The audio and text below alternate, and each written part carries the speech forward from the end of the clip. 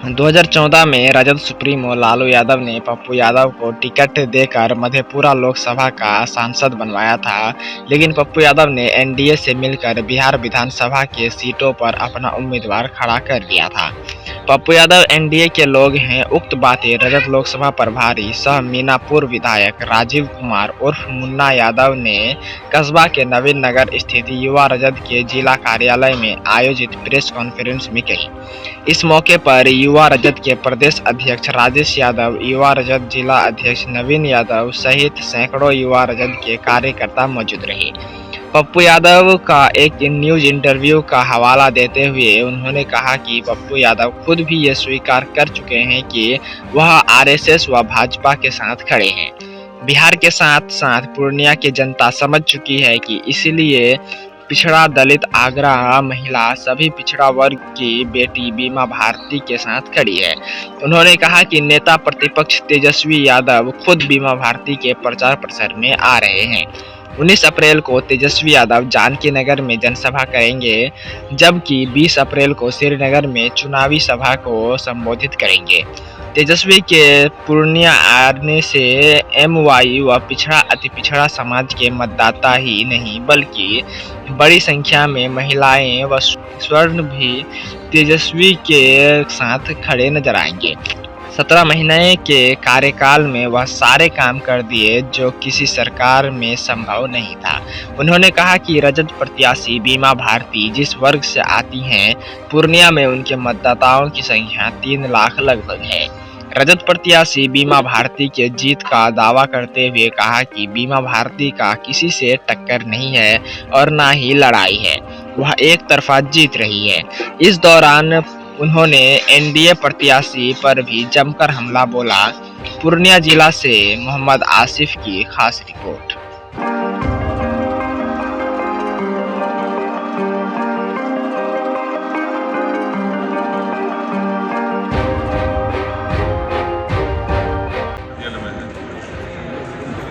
और महिला होकर के भी एक वीरांगना की तरह लड़ रही है, हौसले की कमी नहीं है। तो थोड़ा बहुत जो गड़बड़ी था उसको अब 24 घंटा के अंदर में उसको ठीक ठाक कर दिया जाएगा। जैसे अभी बहुत साथी ने बताया है कि हाँ, प्रचार प्रसार पार्टी कार्यालय हेल्थ ये सब जो असुविधा था उसको जितना जल्द होगा ठीक सुसज्जित कर दिया जाएगा। अभी यहाँ से सर किस तरीके से चुनाव में सिर्फ 8 दिन का समय बचा है, 26 अप्रैल को मतदान हुआ है। राज्य में किस तरीके से इसे वॉर सिचुएशन के तौर पर देखिए, चुनावी माहौल होता है ना, हम लोग चुनाव लड़े 48 घंटा में लोग माहौल बदलता है। और आप लोगों को ये पता होगा जो उम्मीदवार है, पहले यहाँ कांग्रेस पार्टी लड़ती थी, इस बार हम लोग राजद पार्टी लड़ रही है। कांग्रेस लड़ती थी तो हमेशा हम लोग देखते थे कि हमारे जो गठबंधन के वोट थे यहाँ वो 3.5 पौने 4 लाख, तो 3,50,000 3,75,000 पर सिमट जाते थे। तो इस बार जो हमने देखा है अपने शीर्ष नेतृत्व को, उन्होंने बहुत मंथन करके और इतना अच्छा उम्मीदवार अति पिछड़ा समाज की महिला को भेजा है, जो इसी लोकसभा के एक विधानसभा क्षेत्र से 5 बार उस क्षेत्र का प्रतिनिधित्व कर चुकी है, 5वां बार है वो। और तो हमने देखा कि वो 3.5 पौने 4 लाख वोट बैंक जो मेरा है, उस पर अगर 2 लाख वोट बैंक अगर प्लस कर दिया जाए, 5 पार कर दिया जाए, तो यहाँ से चुनाव निकलेगा। तो चुनाव जब निकलता है, हमारे लोग जीतते हैं, तो ऊपर में शीर्ष नेतृत्व में राहुल गांधी जी हैं जो देश का नेतृत्व कर रहे हैं। वहाँ इंडिया गठबंधन की सरकार बनेगी और इसी के तहत इनको लाया गया। अब आप देख लो कि जिस बिरादरी से जाती है, अति पिछड़ा बिरादरी से, उसका वोट यहाँ है 1.5 लाख। मुकेश जी जो आए, मल्लाह बीन और सब जो मिला करके उसका वोट है 3.5 लाख। अब इस 5 लाख वोट, 5.5 लाख वोट का वोट और कास्ट वोट जो है कम से कम 3 लाख वोट तो ये महिला खोइछा में लेके आई। ये तो सोचने वाली बात है कि जो 3.5 लाख वोट हमको आता था, आज कुछ लोग का कहना है कि वो दरका हुआ, कुछ लोग का कहना है कि वो लड़ाई में है। मैं तो समझ रहा हूँ कि कहीं से वो लड़ाई में भी नहीं है, वो तो केवल आप लोगों के द्वारा, इतना मीडिया के द्वारा उसको बनाया गया है, जो पूर्व के कार्यक्रम का है उसको फंसाता है। अब हमको बताओ, 3 लाख वोट जो इस महिला का है, पिछड़ा अति पिछड़ा इस तमाम समाज का, और उसके बाद हमारा जो माइनॉरिटी का वोट है, यादव समाज का वोट है, वो धीरे धीरे सारा लोग ठीक हो रहा है। और मैं यहाँ अच्छे से यहाँ से अच्छे वोट से दुनिया से जीत करके अपने कैंडिडेट को पार्लियामेंट भेजवाने का काम करूँ। अच्छा, यादव और मुस्लिम समुदाय की जो बात कर रहे हैं, इस पर पप्पू यादव निर्दलीय उम्मीदवार है, उनका भी दावा है कि हम लेकर आए। अरे आप एक बात पप्पू यादव देखिए, पप्पू यादव के बारे में हम ज़्यादा नहीं बोलना चाहते। तो हमसे सीनियर नेता है, मानते हैं। हम उनके शादी का भी भोज खाने आए थे किसी पूर्णिया में। क्या किया उन्होंने 2020 में? 2020 में जब सामाजिक न्याय की सरकार बननी थी, हर जगह उन्होंने सामाजिक न्याय के उम्मीदवार के खिलाफ उम्मीदवार दे दिया। मेरे खिलाफ भी उम्मीदवार दिया था। हमारे बगल में इसराइल साहब है, वहाँ कांटी में उनके खिलाफ भी दे दिया था। हम सुनते हैं कि आपके जिला में भी अफाक साहब के खिलाफ खड़ा कर दिए। तो उनका शुरू से सॉफ्ट कॉर्नर रहा है एनडीए की तरफ। और आज भी मैं एक वीडियो मिला है हमको, नहीं हम जो देखे हैं, एक वीडियो जो हमको मिला है,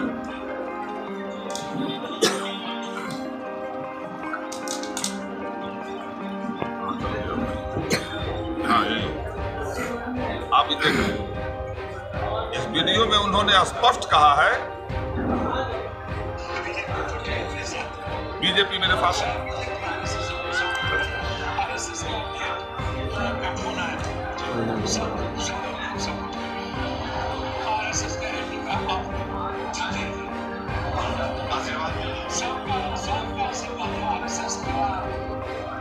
बताइए, आप लोग भी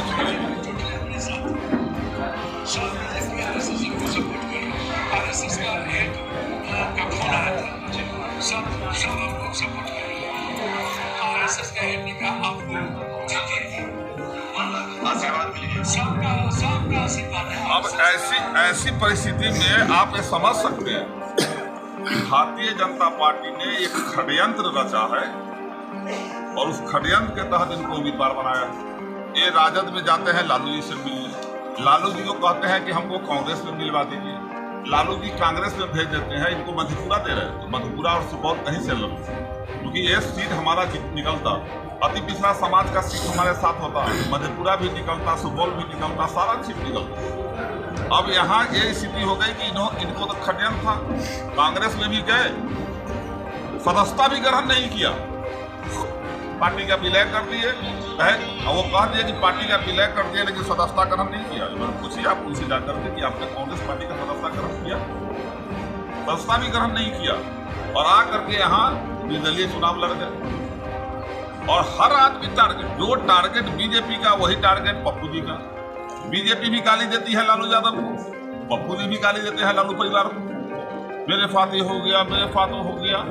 अरे भाई, लालू जी तो आपको ऑफर किए थे, आपने तो खुद कांग्रेस में जाने का मन बनाया, आप कांग्रेस में गए, लेकिन सदस्यता ग्रहण भी नहीं करना था कि आपको तो दिखाना था कि हाँ हम लालू जी के यहाँ गए, कांग्रेस के यहाँ गए, दोनों हमको ये किया।